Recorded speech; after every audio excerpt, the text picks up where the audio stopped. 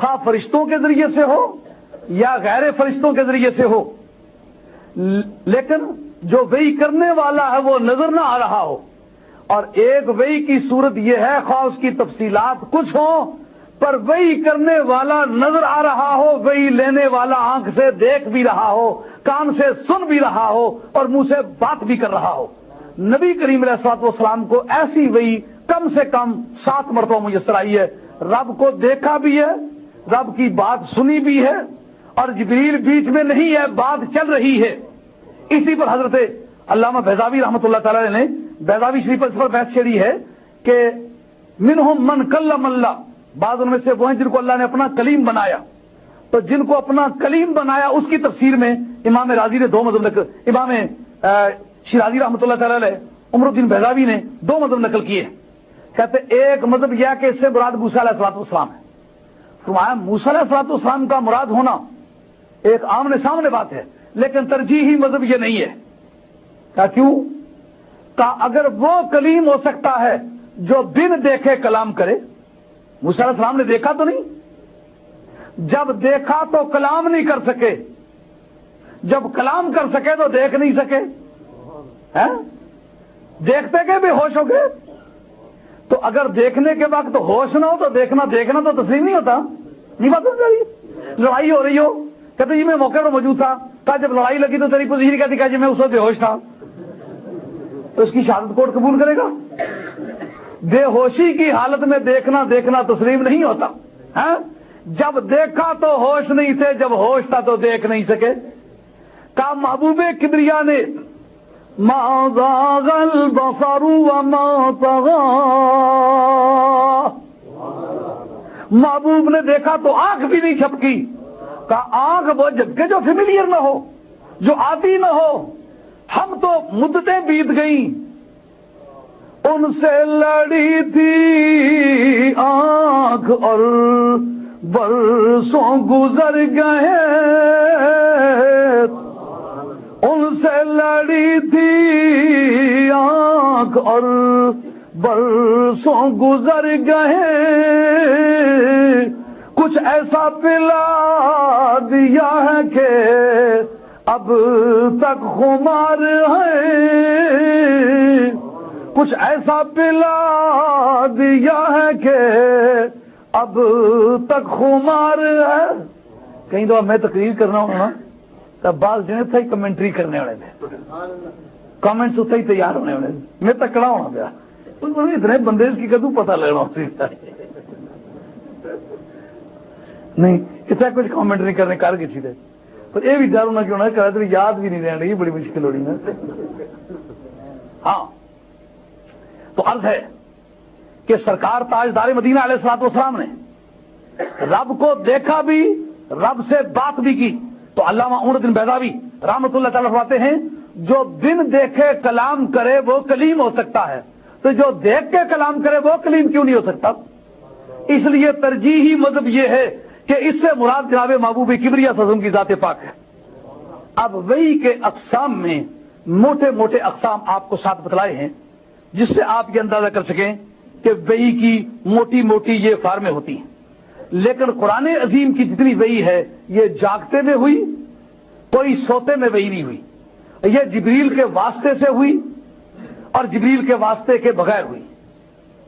اور زمین پر ہونے والی وحیوں کی تو عام مثالیں ہیں، لیکن زمینوں آسمانوں کے درمیان جو وحی ہوئی، نہ زمین پر نہ آسمان پر۔ وحیوں کی تقسیم میں ارضی اور سماوی کی بھی تقسیم ہے۔ ارضی کی جن زمین پر ہونے والی وحیاں عام ہیں، تو سماوی وحی کا یہ آمن الرسول بما انزل الیہ من ربہ، رسول کی طرف جو خدا کی طرف سے نازل ہوا اس پر وہ ایمان لایا۔ یہ قاب قوسین کے مقام پر فائز تھے جب خالق و مخلوق کے درمیان ایک ہی واسطہ تھا محبوب کبریا کا۔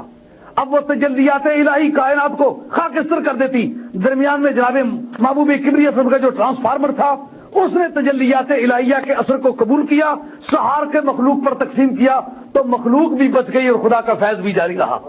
اس مقام پر وہ وحی ہوئی ہے۔ یہ مثال ہے سماوی وحی، آسمانی وحی۔ ہاں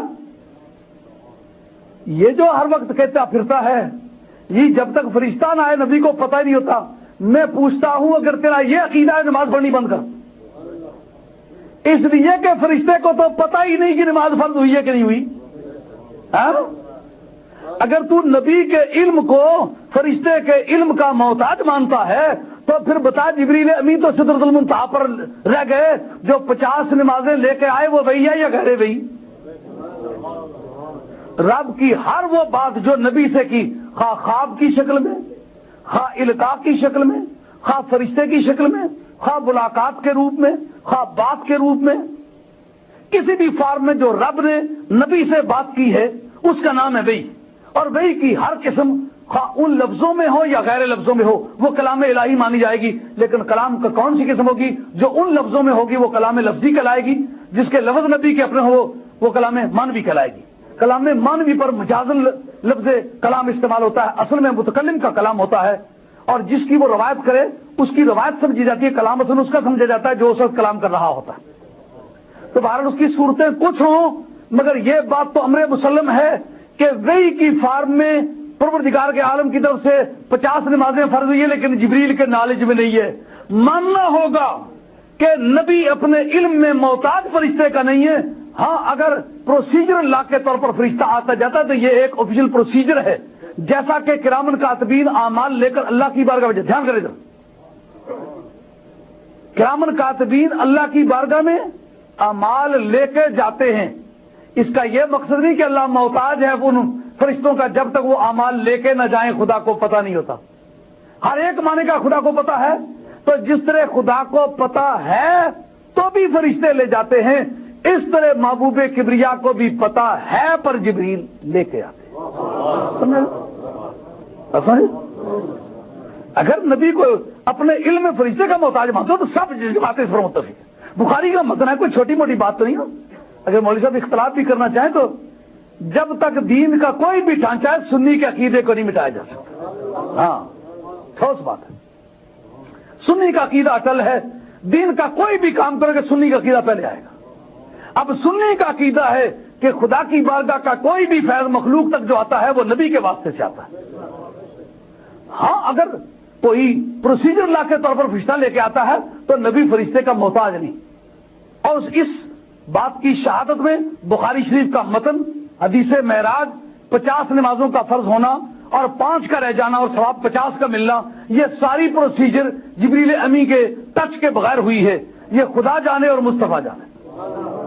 اب وحی کا ایک حد تک فیصلہ ہوا، اب یہ وحی سرکار پر شروع ہو گئی. باقی ساری آسمانی کتابیں تو نہیں.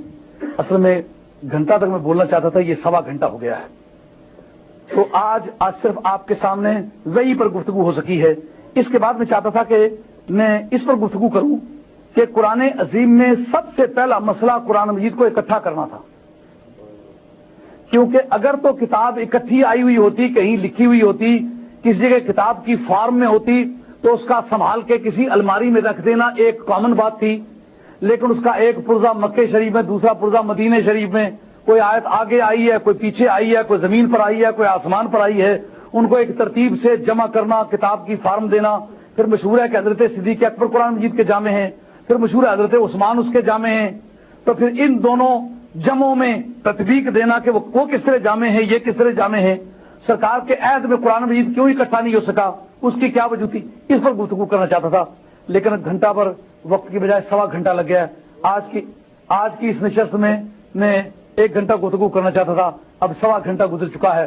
تو صبح ہے تو چھٹی، لیکن آپ کو جو مہینہ بھر دہرایا ہے نا تراویحوں والوں نے، اصل ایک بڑا سیدھا سادہ جمریدہ نہ پیرو اصل نے حافظ اتنا دبایا ہے نہ سکی، اتنا جی ٹوڑے نہ گراہ پنا کھانے واسطے تو بسم اللہ آخان تھی جیتا 2 رکعت نماز تراویح راگی جان ہی نہیں چھوڑتے.